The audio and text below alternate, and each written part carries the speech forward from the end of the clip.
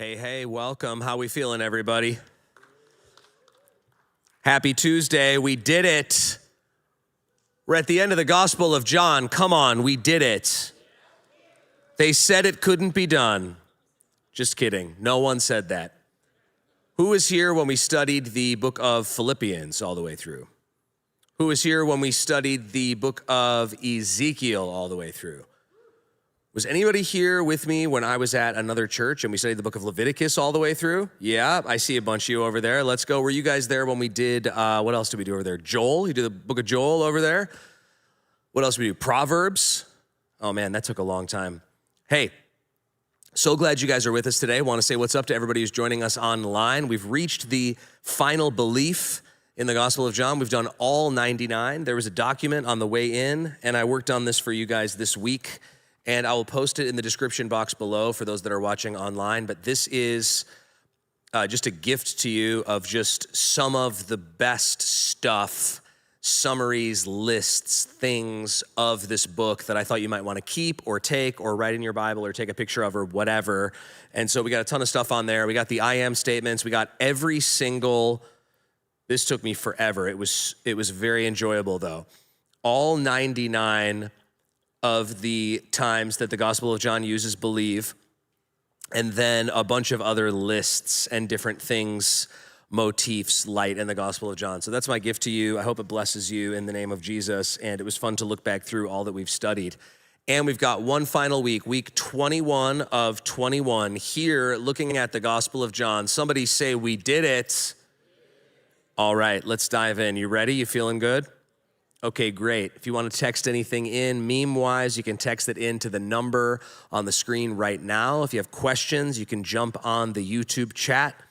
If you're on YouTube, go ahead and give it a thumbs up and share it with somebody else. That'd be wonderful. I would love that. That would be awesome. And maybe you'll bless somebody today. So, John chapter 21, here we go. After this, Jesus revealed himself again to the disciples by the Sea of Tiberias. This is a sea that we looked at earlier. It's the Sea of Galilee. These are the same things. It's called the Sea of Tiberias elsewhere in antiquity. We know it as the Sea of Galilee. That's a picture of it. Here's a picture of a map of Google Maps now. This is what it looks like. And so you can see perhaps why it's called Tiberias because of that city right there. But that's the Sea of Galilee.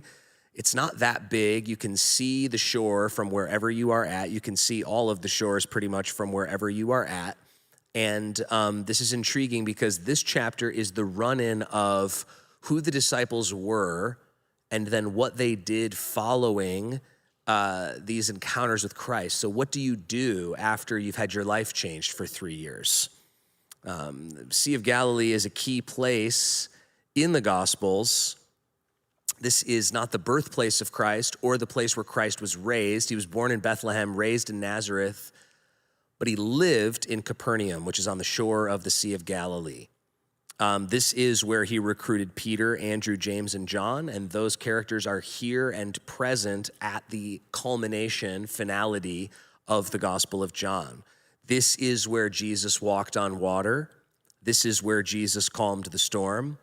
On the far shore, which you can go to if you visit Israel ever. I've been there. I've stood right there where Jesus cast legion out of that man into the pigs. This is where there is the miraculous catch of fish, of course, and the John 21 breakfast, which we're going to see right now. Jesus revealed himself again to the disciples by the Sea of Tiberias, and he revealed himself in this way. Simon Peter, Thomas called the twin. Notice they don't call him Doubting Thomas. What do they call him? Thomas the twin, I think we should call him that. Nathanael of Cana in Galilee, the sons of Zebedee, that's James and John, and 2 of his other disciples were together. So Judas is gone, so there's 11 left. 7 of them are here. They're not all there, and we don't know which all of them are, but we know the key players here. Specifically, the story is going to center around Peter and John. Simon Peter said to them, I'm going fishing. This is intriguing.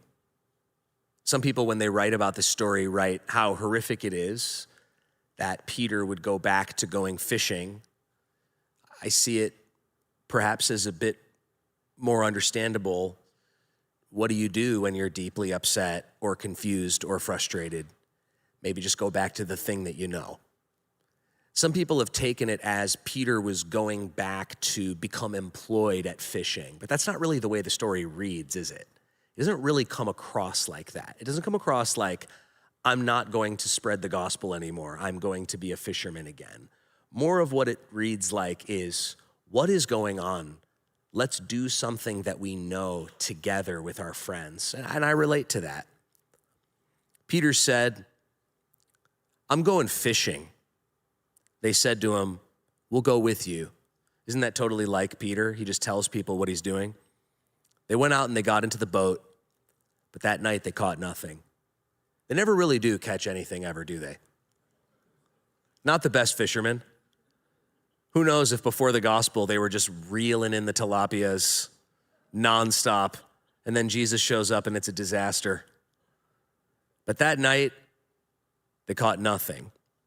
And as day was breaking, verse 4, this is what a sunrise looks like on the Sea of Galilee. We should all go together sometime. That would be awesome. Jesus stood on the shore. I don't know what you picture when you picture Christ. What's your favorite moment of Christ? For many of us, I would assume it would be Christ on the cross, carrying the payment for my sin that I didn't deserve, or Christ walking out of the tomb, making death take the L. I don't know which picture or moment of Christ is your favorite. The road to Emmaus is one of my favorites.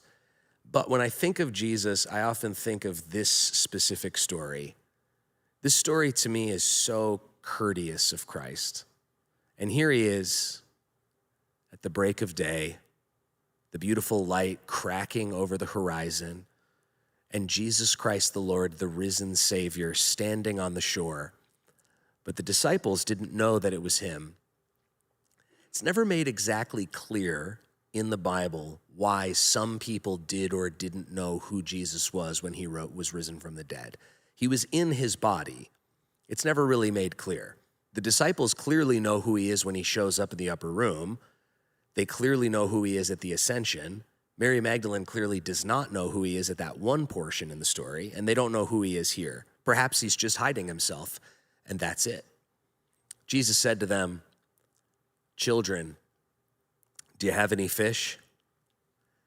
I'd have to imagine he was smiling, because I'd have to imagine that fishermen that caught nothing would either be laughing or angry. That's really the only two responses if that was your career and you were good at it. They answered him, "No." He said to them, "Cast the net on the right side of the boat." So you'd assume that they would have their nets out on the left side. He said, "Cast your nets out on the right." Presumably they're fishing in the shallow and they could hear and talk to someone from the shore. So they cast it. And now they weren't able to haul it in because of the quantity of fish. Jesus is showing them something. Do you get what he's showing them? Do you remember what he said to them? "Follow me. I'll make you fishers of men." And he's saying to them, do it your way and catch nothing. Do it my way, and you have no idea what you'll catch. Notice that it's Peter who recognizes him in verse 7. And when does he recognize Jesus? When there's a miracle.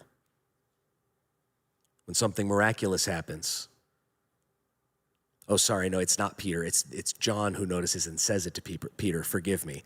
The disciple whom Jesus loved when the miracle happened noticed it and said to Peter, "It's the Lord." When Simon Peter heard that it was the Lord, he put on his outer garment, for he was stripped for work. So my guy's in his underwear out here. And he threw himself into the sea. This is my favorite moment in the entire story of Peter. I love this character. I love when he preaches at Pentecost and 3,000 people get saved. I love that he preaches from the book of Joel, which is one of the least beloved books in the Old Testament. I love that he steps out on the water. I love that he says to Jesus, when Jesus is walking on the water, tell me to do that. Peter is involved in some of the most iconic moments in the whole Bible. Jesus once told Peter to his face, you are speaking for Satan right now. Peter's always the first one listed in the lists of the apostles. Peter's the one who's going to lead the Jewish Christians in the Gospel of Acts and beyond. But when I think of Peter, I think of this. I think of a person who sees Jesus Christ and says, I don't care what makes sense. I'm jumping in the water and swimming to him. I'm not waiting to haul in the fish. I don't need a bunch of fish. I need to be with Christ. He threw himself into the sea, the reckless abandon of the jump. The other disciples came in the boat, dragging the net full of fish. Presumably, John was still mildly irritated by the fact that he had to do all of that without Peter's strength. For they were not far from land, but about 100 yards off. When they got to land, they saw a charcoal fire in place, with fish laid out on it and bread. So Jesus had already made a fire, put out some bread, put out some fish, and was cooking it. Jesus said to them, bring some of the fish that you've just caught. So Simon Peter went aboard and hauled the net ashore. So man, he must have been a strong guy, full of large fish, 153 of them. Somebody counted. What a miracle. What a moment. Somebody's got to count those fish, huh? Man, we got to write this down. Who's ever seen this many fish? And although there were so many, the net wasn't torn. Jesus said to them, come and have breakfast. My brother preached a sermon on this passage a long time ago, and he said, after a long night of nothing, Jesus makes me breakfast. One of the disciples, not one of the disciples, dared to ask him, who are you? They knew it was the Lord. Jesus came and took the bread and gave it to them. What does that moment remind you of? The Last Supper. And he gave it to them, and so with the fish. And now they're sitting around and eating. Must have been so confusing for them. Is Jesus back? Is he going to keep appearing? Is this like a Luke Skywalker, Obi-Wan Kenobi situation? Where does he show up when I need him and then he does something? Like, is he going to give us a mission right now? Like, we know what's about to happen, but I would imagine for them, they're like, what does this mean? Like, are you back? Are we going back to the Jesus, verse 14. This was now the third time that Jesus was revealed to the disciples after he was raised from the dead. When they had finished breakfast, Jesus said to Simon Peter, now this is the key feature of this chapter. This is what this has been leading to. This conversation is key and pivotal for the rest of the New Testament and for the character of Peter and as a denouement of the Gospel of John, which is just a literary term for something that happens after kind of the end. This is like John 21 is like a post-credits scene. It's 100% a part of the gospel. It just reads more like and also, Jesus said to Simon Peter, Simon, son of John, do you love me more than these? He's talking about the fish. He said to him, yes, Lord, you know that I love you. He said to him, feed my lambs. He said to him a second time, Simon, son of John, do you love me? He said to him, yes, Lord, you know that I love you. He said to him, tend my sheep. He said to him the third time, Simon, son of John, do you love me? Peter was grieved because he had said to him the third time, do you love me? And he said to him, Lord, you know everything. you know that I love you. Jesus said to him, feed my sheep. Now in Koine Greek, which is the language the New Testament is written in, there's four words for love. We only have one. So we say, I love this candy and I love my kids with the same word, which is unfortunate. Greek has more words. If you don't understand a lot of Greek, this is still very helpful to you. If you don't understand any Greek, this would be one of the top 2 to 3 things that I would hope a person would understand, even if they haven't had the privilege of studying it like me. There's 4 words for Greek. There is phileo, friendship, like Philadelphia. There's storge, familial love. There's eros, which is sexual, where we get the word erotic. And there is agape, which is unconditional love. Not the same one is used in everything. So in Greek, this conversation is substantially more interesting than it is in English. So here, I'm gonna put the conversation back up for you, but I've changed it to where each of the words is the actual word that they said. And if you can't remember them, I will define them for you when we get to them, okay? When they'd finished breakfast, Jesus said to Simon Peter, Simon, son of John, do you unconditionally love me more than these fish? He said to him, yes, Lord, you know that I phileo you. I love you like a brother. He said to him, feed my lambs. He said to him a second time, Simon, son of John, do you agape me? He said to him, yes, Lord, you know that I phileo you. Agape, unconditional love again from Jesus. Phileo, brotherly love from Peter. He said to him, tend my sheep. He said to him the third time, Simon, son of John, do you phileo me? Peter was grieved because he said to him the third time, do you phileo me? And he said, Lord, you know everything. You know that I phileo you. Oh, I forgot to fill in that last one. Last one's phileo too. Jesus said to him, feed my sheep. So here's the conversation. It gets even more interesting because Jesus used different words for feed and tend. That comes across in English. So that third column there where it says bosco and poimano, that comes across very clearly in English. You see how the first and third time he says feed my sheep, and the second time he says tend my sheep. That's there in English in your translation, at least it is in the ESV. And then he also uses different words for sheep. He uses arnia the first time, which is a more specific word for sheep, and he uses probata the second 2 times, which is a more regular word for sheep. So what's happening here?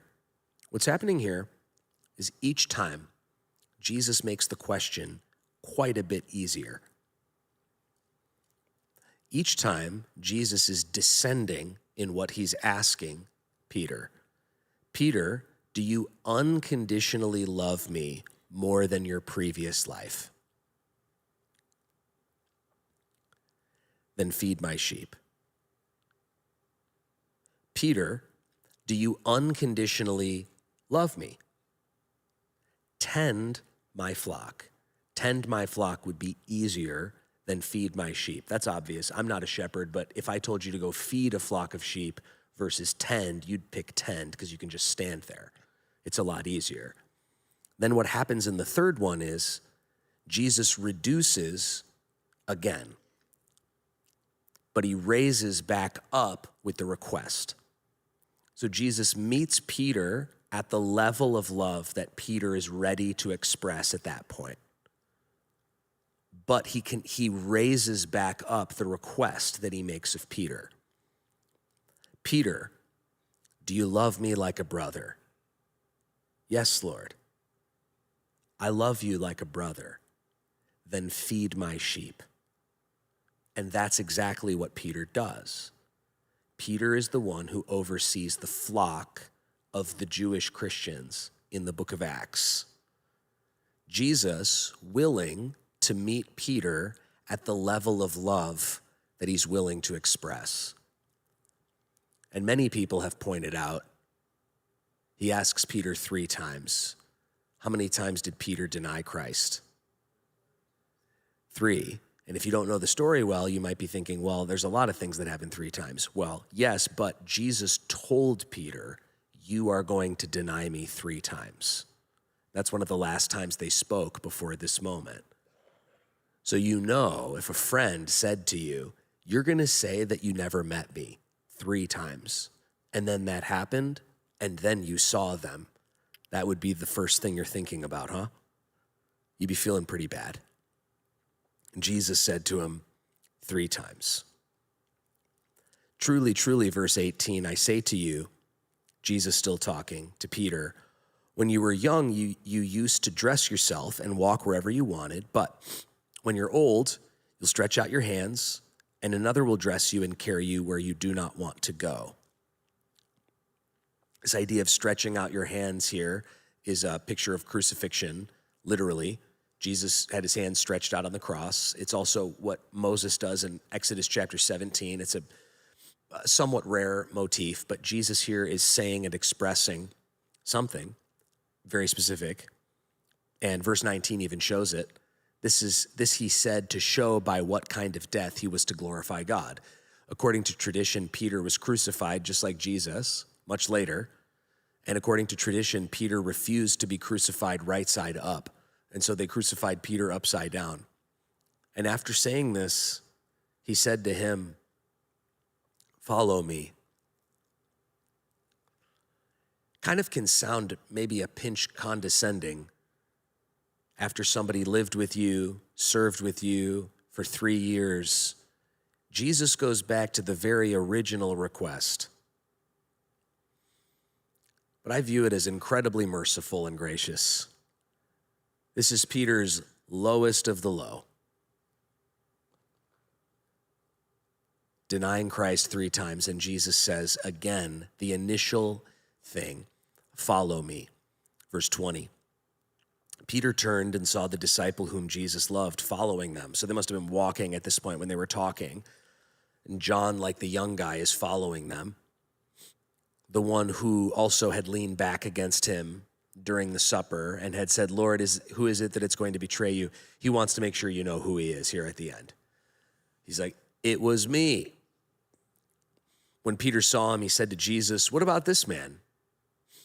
I think Peter catches the idea of arms stretched out, Jesus having just had his arms stretched out. And Peter says, I'm sure, okay. What about John? And Jesus said to him, if it is my will that he remain until I come, what is that to you? You follow me. This gospel was probably written in the late 80s of first century. At least that's when I see it. And John was presumably the only disciple that was still left at that point. So the saying spread among the brothers that this disciple was not going to die. But Jesus didn't say to him that he wasn't going to die, just that, if it is my will that he remain until I come, what is that to you? This is the disciple who's bearing witness about these things and who has written these things. And we know that his testimony is true. Now, there are many other things that Jesus did. Were every one of them to be written, I suppose the world itself could not contain the books that would be written. And with that, John certainly has what I think is the most iconic close of any book in the Bible. He also has the most iconic opening, in my opinion, of any book in the Bible. Early church saints had a lot to say about the ending of this book. Eusebius of Caesarea said, John, who reclined on the bosom of Jesus, has left us one gospel, although he confessed that he might have written so many that the world could not contain them. Cyril of Alexandria said, for if the things that he did had been written, every one without any omission, then such an immeasurable number of the books would have filled the world. We maintain that even as it is, the power of the word has been displayed more than abundantly. For it's open to everyone to observe that 1,000 miracles were performed by the power of our Savior. The preacher of the Gospels, however, have recorded the more remarkable of them in all probability. They recorded what could best be confirmed by their hearers in incorruptible faith and those that would provide instruction in morality and doctrine. They did this so that, conspicuous for the orthodoxy of their faith and glorified by many works that result in righteousness, they might meet at the very gates of the city above. And being joined to the church of the firstborn in the faith, they might at length attain to the kingdom of heaven in Christ. Theodore of Mopsuestia said, and here we conclude this commentary on the harp of the Spirit. That's what he calls the book. On the heavenly theologian and apostle, who's the friend of the glory of the Lord, the holy John the Younger.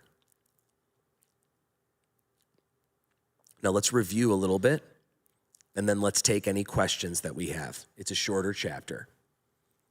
Here are the key features in John. 2 key features. They are the 7 I am statements of John. You guys want to read these together? That'd be great. Let's read them together. Don't read the I am statement and the number, just the second part, okay? Ready, set, go. I am the bread of life. I am the light of the world. I am the door. I am the good shepherd. I am the resurrection and the life. I am the way, the truth, and the life. I am the vine. And then in that document that I handed out, all 99 of those times the gospel said believe. And here we got all the way to 99 so that I think perhaps the person reading it could be number 100 when they said, I too believe in Jesus Christ the Lord. Okay, great. Let's take any questions that we have here. If you have a question, go ahead and pop that in the chat window. We'd love to chat about that. If you have a meme, go ahead and send that in. We'd love to see those. It's a shorter chapter, so we'll make sure we get a lot of good time here together.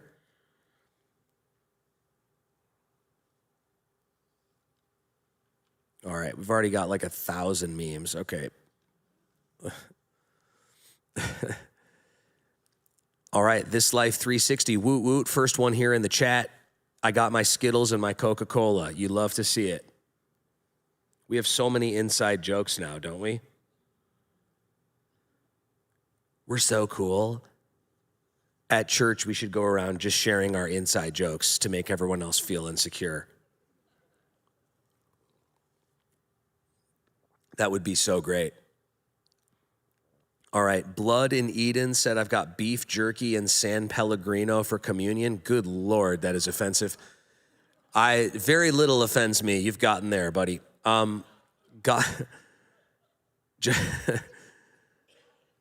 John Dalton says, God bless your family. I need help. Me and my daughter ran out of gas. I walked to the gas station and no one will help. Can someone help me? This is just happening. Yeah, are you close to the church? If you're in Phoenix or you're close to the church, come on over. We'd be happy to help you. There's a bunch of people here that'd be happy to help you fill up your tank with gas. Come on over. If you're not in the area, just send an email to the church. Thank you so much, man. All right. No more questions, no more comments. If you have another one, go ahead and pop that in the chat window. Okay, here one just popped up. If you have any more questions, go ahead and pop those in right now. And this one's from Travis. On a Theology AMA podcast, a guest had a fun theory that Lazarus wrote John. Any thoughts on that? I've never heard that or read that. I do have a lot of thoughts on authorship. And one of my thoughts on authorship, and one of the reasons I don't like some of the study Bibles that I've read, is it irritates me whenever I open up to a new book and then the first thing they write is how the person that the Bible says wrote it didn't write it. And I don't like that. Now, if what they want to criticize and say is, well, the title was added later and blah, blah, blah, blah. Okay, that's fine, whatever. I think that's fantastic. But when the Bible said, when Jesus says that Moses wrote the Pentateuch, I don't want to read a bunch of garbage about how you think Moses didn't write it. I don't care. If that's what Jesus said, then what are we doing? What are we doing here? Why are we even talking about this? And then I think in addition to that, I'm not as much interested personally in what PhD people think about authorship in 2026. I'm much more interested in what early church saints wrote, because they had no reason to say anything other than the truth. And so I just go back and I look at early church saints. I was reading an early church saint today that said that he thinks that 2nd and 3rd John, the authorship might be disputed. I'm like, okay, great. That's an interesting conversation to have. I'd love to have that conversation. Other than that, I was just reading today, 2 of the people who were disciples of John the Apostle were Polycarp and Ignatius. And one thing that's really intriguing is you can get all of their letters, or at least the letters of theirs that have survived. And some of their letters they wrote to churches that Paul also wrote to. They also wrote to each other. It's very interesting, especially when they quote John. They quote their mentor, their leader, their teacher, and they quote it as the person who wrote it. And so that would kind of be my viewpoint on that. But thank you for the question.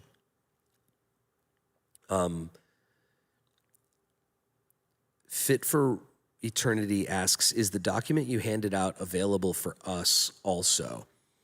Yeah, I can actually do that right now. It'll take me like 5 seconds. I can just pop it in the window for you. Does that sound okay?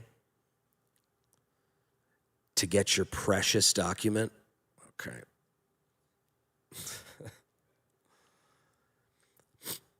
I appreciate the question. I think I can just actually edit the video right now while you're watching it, which is kind of like changing a tire while you're driving. So this will be good.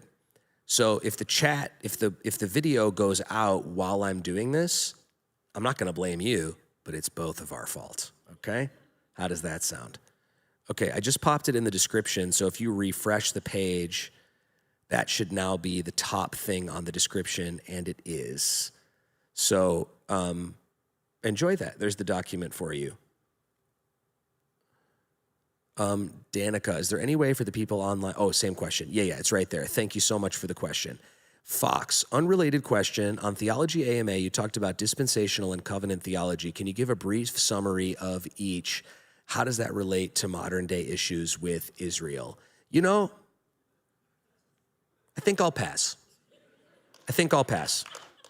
Be blessed, man of God. Gary Sutliff says, I'm at the beach watching. Oh my gosh. Hi, Gary. What beach? You're at the beach at the Sea of Galilee? From Lozano, what book are we studying next? I was thinking about studying the book of Habakkuk. I like to go between books that people want to study and ones that they don't, alternating. That's kind of my viewpoint on it. I wanted to do Jeremiah this year, and someone talked me out of it. So we could be knee deep in Jeremiah stuck in a cistern right now talking about Egypt. So Andrew Sutherland says, when Jesus asked Peter if he loved him more than these, is there something grammatically that specifically points to the fish? I studied that when I was studying this. Thank you for the question. And the Greek scholar that I was studying said that it could be either the fish or the disciples. And I think based on the context that it's pretty obvious that he's talking about the fish, because that's the feature of the text. I'm going fishing, they catch the fish, Jesus has the fish, Jesus hands them the fish. Do you love me more than these? And so I see that as a pretty easy extension of those things. Thank you for the question. Nancy Barrett, how do you teach the question about Jesus being put to death on Friday and raised on Sunday when scripture says that he was 3 days and 3 nights in the grave? You know, that's a great one. And honestly, as I've studied it, it's frankly baffled me. So if anybody has anything good on that, I think that's great. Obviously, Jewish days start at sundown and end at sunup, but there's so many different opinions on that in so many spaces online, and people get so aggressive about it. I've never really understood it perfectly myself, so let me know if you find anything good on that.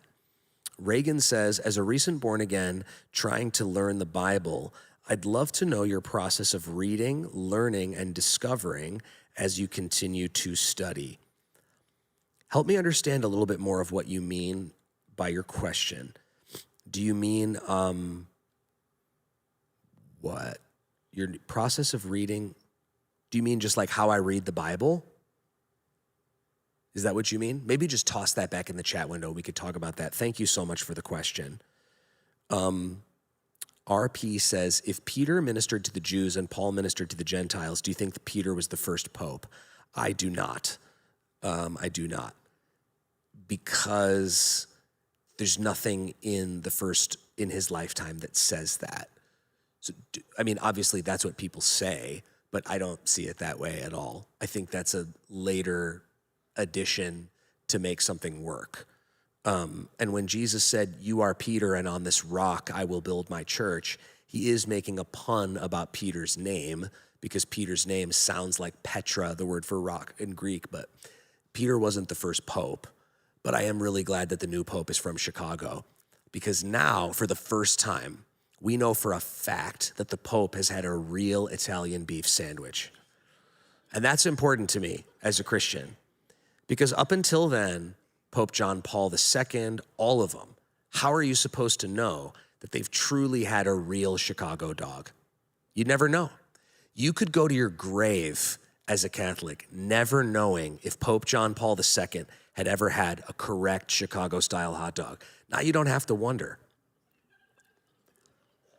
My favorite part of when they got that new pope in the mix was people started going back and watching old Sox games, and they found him in the audience in White Sox games, and then they were just clipping it and posting it online. And I was like, I love Catholic culture. This is so great. Protestants just roast each other on the internet and treat each other like garbage, and they're like scouring old VHSs of White Sox games from 2002. That sounds like a great way to spend a day, honestly. Thank you for the question. Gary says he's at the Pacific Ocean in San Diego. Oh, fantastic. Turn your phone off and look at the ocean, man. Come on. When is your Leviticus book coming out? Whenever I finish it. I have 4% of it finished. So I've been studying Leviticus since 2019, and I've got about 4% of it done. So at this pace, it will be done in 2176. So we have that to look forward to. Okay, she finished her question. When you want to know more, how do you dive in? What a great question. Thank you so much. I'm honored to be asked that. When I want to understand a book, I read the whole book, front to back, and then I go look up content that people have made about what the book is about, because I don't try to figure it out myself. So I look up people's outlines, I look up a Bible Project video, I have a video on each book of the Bible, and I try to get in my mind, like, what's going on here, and how does it fit into the covenants? And then I just read it over and over and over and over and over again, and then I read it and study it with a commentary, and that's really it. So nothing really that crazy. And remember, Reagan, when you read the Bible, you have the rare privilege of reading the only book that carries with it the promise that the author will be with you as you read. From M. Noel, have you seen the video of bystanders passing the Pope a box of Aurelio's pizza? No, can you please link that to me? I really want to see that. People, who here is from Chicago? Anybody? Yeah. Me and Alan and a couple, you certain kind of, then it's no. Okay, yeah, people, you guys don't understand this. That's fine, that's fine. A box of Aurelio's pizza, oh my gosh, that's amazing. If I ever met the Pope, I would bring a box from Bocce's Pizza in Chicago and ask him to sign it, and I know Chicago people, he would love it. He would absolutely love that. All right, let's look at a couple memes. We want some meme life? Peeps? Is that what we want? Someone on the way in was like, we're not getting enough group time. Can you show less memes? And I was like, well, tell that to everybody. They're the ones cheering for it. Okay. Okay.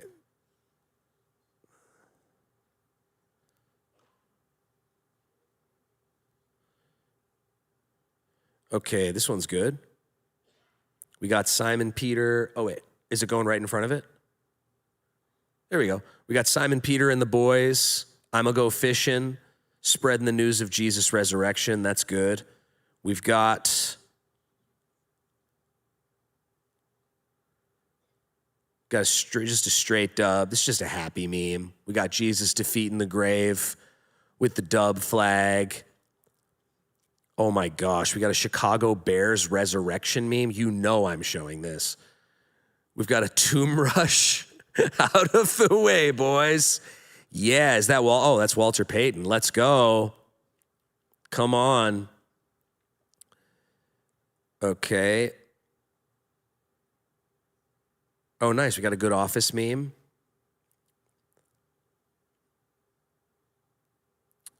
I'm going fishing. It is a statement of fact.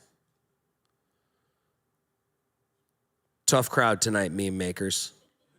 Tough crowd. They're expecting a lot. They've come to expect a lot.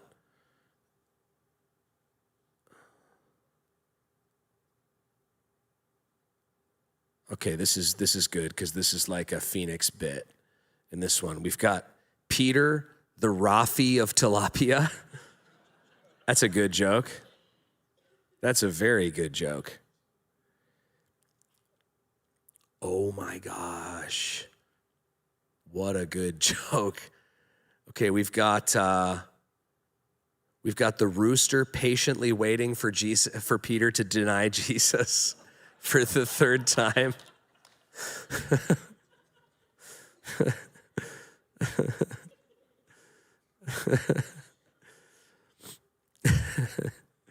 That's a good bit. Oh yeah, this guy's just going for the jugular here. We got judge not. Do you get it? They don't get it. It's okay. He's making fun of the fact that Jesus says, judge not lest you be judged, and people take out the rest of it and say, don't judge. Christians aren't supposed to judge. Christians aren't supposed to judge anything. Christians should never say that something's right or wrong ever, which isn't true. Paul says in the New Testament, is it not within the church that we are supposed to judge? The way Christians are supposed to be is don't judge the outside world, but judge if the theology is correct inside of the church. That's what the Bible teaches. And then he's mocking the fact that people take that out of context and they're like, Christians can never say anything's right or wrong, which is ridiculous and dumb and stupid.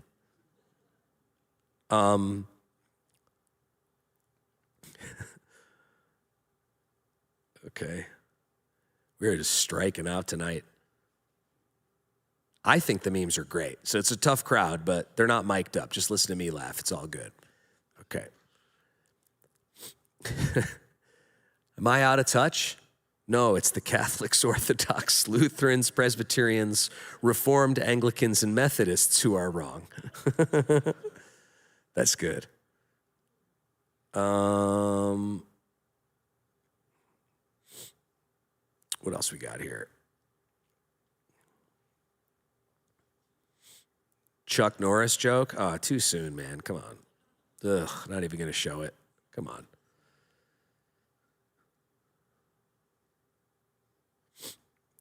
Someone just sent another question. What's your favorite thing you learned while studying the Gospel of John? What a nice question. Thank you so much. Oh, man. I mean, I've been studying it for like 9 or 10 months. What's my favorite thing that I learned? I definitely learned more about communion and about the Eucharist while studying chapter 6, which I think is ironically the only part I didn't teach in here because Carly was teaching that week. But yeah, I learned a lot about that. Thank you so much for asking. That's a very kind question. Okay, boom. Oh, here we go. Oh my gosh. God's Not Dead 16.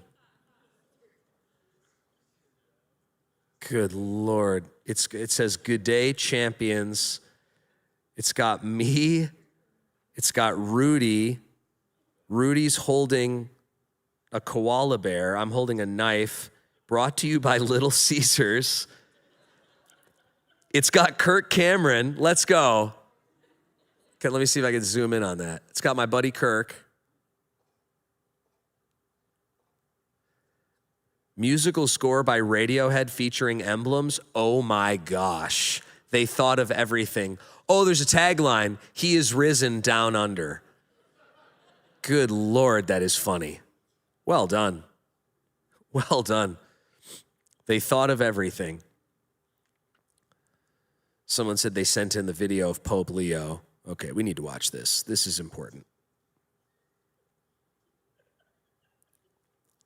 Let's get past the ad here. I'll show it to you guys, don't worry. There's a TurboTax ad, so.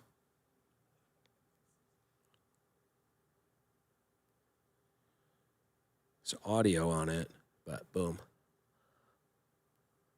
Is it still playing? Can you guys see it or no? Not really. I can't really see it either. There's the Pope cranking some Aurelios. You'll love to see it. I'll watch it later. Thank you so much for sending that. Okay, last but not least, Ford CEO delivered a custom Chicago-built SUV to Pope Leo XIV, featuring Chicago flag seat tags and De Pope vanity plate. Oh, come on. They thought of everything. Oh, more Pope memes. Oh my gosh, here's another good one. Oh, dude, yes. He's even got an old style. Oh my gosh, everybody drinks that garbage in Chicago. It is terrible. Oh man, that is so funny. Well done, everybody. All right, let me see if there's any more questions. Okay, we are gonna, I'll take any more questions online because it's the last week of John 21. We're gonna have everybody go to their groups just a little bit early because we've been late the last couple weeks. And so you guys can go to your groups. If you missed this handout, it's on the way out and we have a copy for you.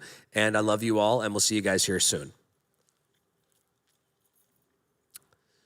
All right, are we still good, Phil? Okay, great. So we're still online. So if you want to send in any more memes, you can.